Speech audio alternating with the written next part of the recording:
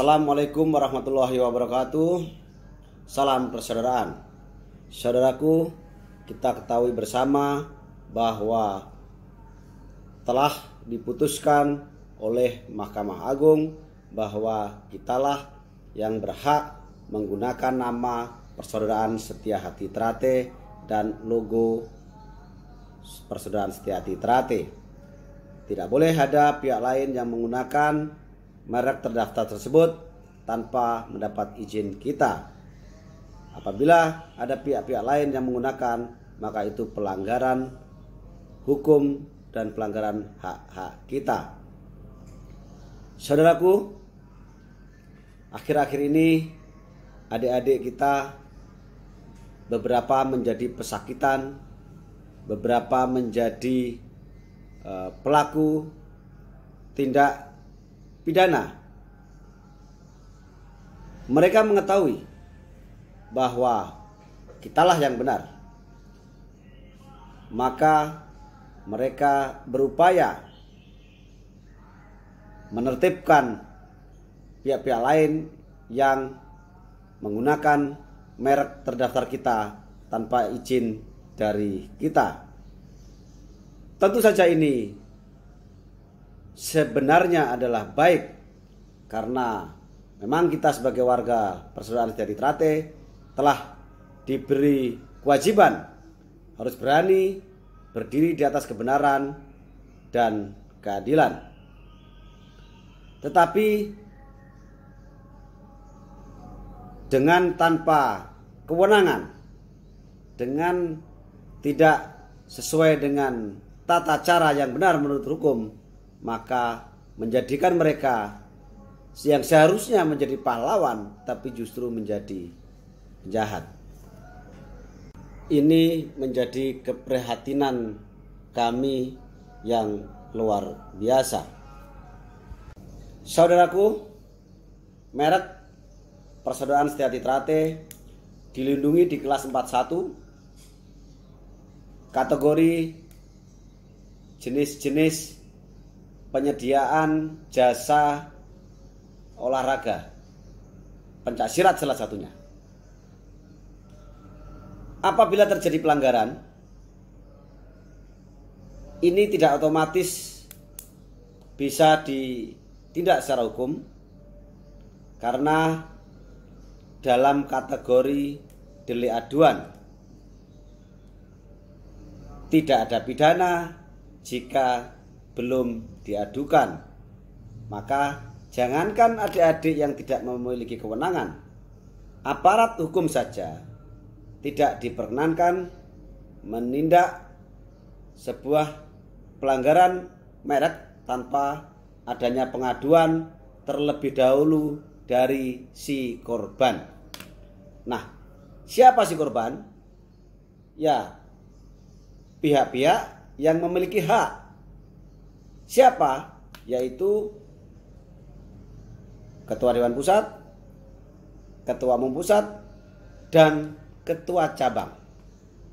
Nah, kejadian-kejadian di cabang-cabang adalah wilayah kewenangan dari para ketua cabang. Maka seharusnya para ketua cabang melaporkan terlebih dahulu adanya pelanggaran merek, dan selanjutnya minta dilakukan penertiban atas pelanggaran merek kita supaya tidak berulang-ulang. Sehingga menurut kami, apabila adik-adik merasa hak-haknya diganggu, kemudian melakukan dengan caranya sendiri tanpa melakukan sesuai dengan prosedur hukum, maka menurut saya ini adalah kita membiarkan adik-adik terjerumus dalam masalah, dan ini adalah tanggung jawab kita. Berikut kami sampaikan tata cara mengajukan pengaduan pelanggaran merek terdaftar Persaudaraan Setiati Trate kelas 41. Tata cara pengaduan pelanggaran merek terdaftar Persaudaraan Setiati Trate kelas 41. Saudaraku, PSHT adalah merek terdaftar yang dilindungi di kelas 41. Apa merek kelas 41? Saudara, merek terbagi dalam dua kelompok. Kelompok yang pertama adalah kelompok barang atau dagang yang diatur dalam kelas 1 sampai dengan kelas 34 dan kelompok jasa diatur dalam kelas 35 sampai dengan kelas 45. Sedangkan untuk kelas 41 termasuk dalam kelompok merek jasa, bukan barang, bukan dagang, mengatur, melindungi jenis-jenis jasa pendidikan, penyediaan pelatihan olahraga, termasuk pencaksilat, dan aktivitas kebudayaan dan kesenian. Ini banyak, silakan dicek di Dirjen Haki kelas 41 itu apa saja. Tetapi secara garis besar inilah yang dilindungi. Yang kedua, pelanggaran pidana merek termasuk dalam kategori delik aduan. Pahami apa delik aduan. Saudara, perkara yang termasuk dalam delik aduan tanpa pengaduan dari korban terlebih dahulu, maka pelanggaran merek tidak dapat dipidana. Hanya korban sebagai pemegang hak yang bisa bertindak sebagai pengadu. Siapa pemegang hak merek PSHT? Yaitu Ketua Dewan Pusat, Ketua Umum Pusat, dan Ketua Cabang. Kemudian, hal-hal yang perlu disiapkan terlebih dahulu adalah lengkapi legal standing pengadu.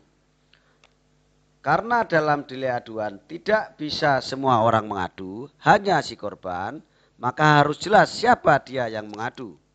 Pastikan dia adalah si korban, pastikan dia adalah pemegang hak merek PSHT untuk wilayah hukum dimaksud. Yang pertama, siapkan sertifikat pemilik hak dari Kang Mas Isbiantoro selaku Ketua Dewan Pusat. Yang kedua, siapkan pula sertifikat lisensi Kang Mas Murjoko sebagai Ketua Umum.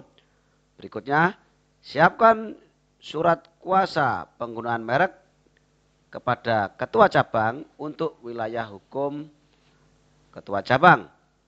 Yang di sana memberi kewenangan Ketua Cabang untuk menggunakan merek PSHT dan juga mengambil tindakan-tindakan hukum terhadap pelanggaran merek dimaksud di wilayah hukumnya. Yang kedua, kalau Ketua Cabang menggunakan jasa lawyer, maka siapkan pula surat kuasa. Berikutnya, hak agar dikumpulkan ciri-ciri jasa Persaudaraan Setiati Trate milik kita. Misalnya jenis kegiatan yang kita laksanakan, apakah itu latihan, kenaikan tingkat, pengesahan, pertandingan, sarasehan, penataran pelatih, dan lain-lain. Kemudian baju seragam latihan, baju seragam warga, dan kemudian kop surat, kemudian pelang kantor sekretariat, bendera, ini di print saja di kertas. Kemudian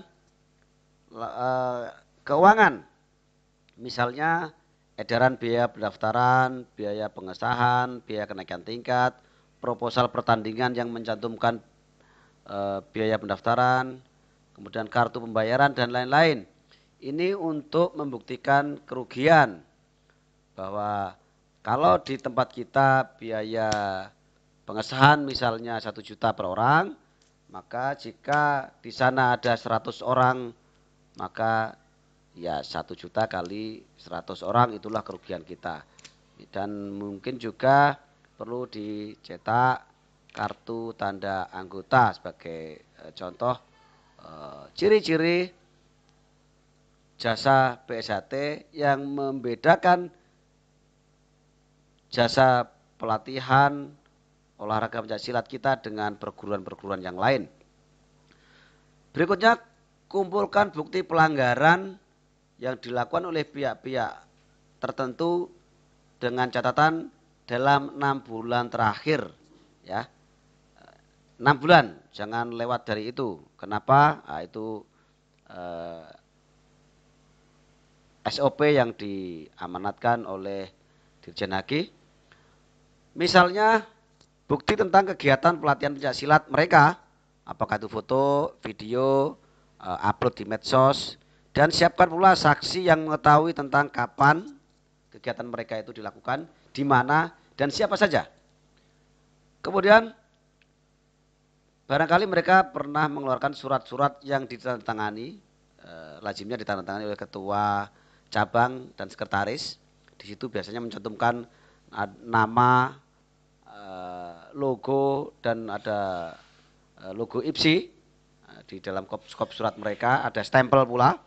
Nah, ini yang tentu mereka akan sulit untuk mengelak karena mereka membubuhkan tanda tangan. Misalnya pula ketika ada brosur, pamflet, iklan cetak atau elektronik di medsos di mana saja, itu bisa dijadikan bukti. Kemudian syukur-syukur kalau kita bisa mendapatkan bukti pembayaran, edaran pembiayaan dari mereka, ya, itu bisa dijadikan bukti. Dan semua penggunaan merek jasa PSHT dan Setia Trate dalam kegiatan olahraga khususnya pencaksilat apa saja itu bisa dilaporkan. Kemudian siapkan pula persyaratan yang dibutuhkan. Inilah persyaratan pengaduan merek menurut Dirjen Haki, ada lengkapi fotokopi pendaftarannya tadi sudah kami tersebut, legalitas ini dan seterusnya, monggo dibaca sendiri, ya.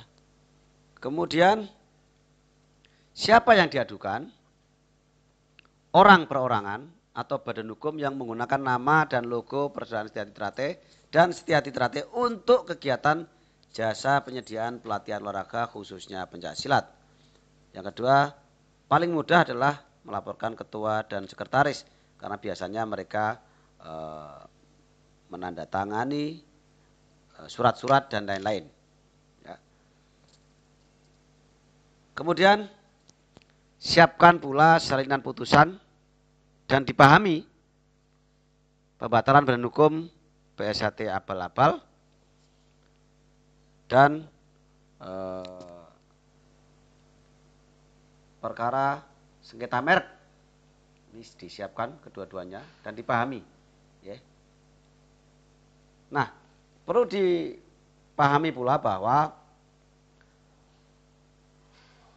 yang bisa kita laporkan itu siapa saja, tidak harus ketua cabangnya saja, siapapun orang per orang.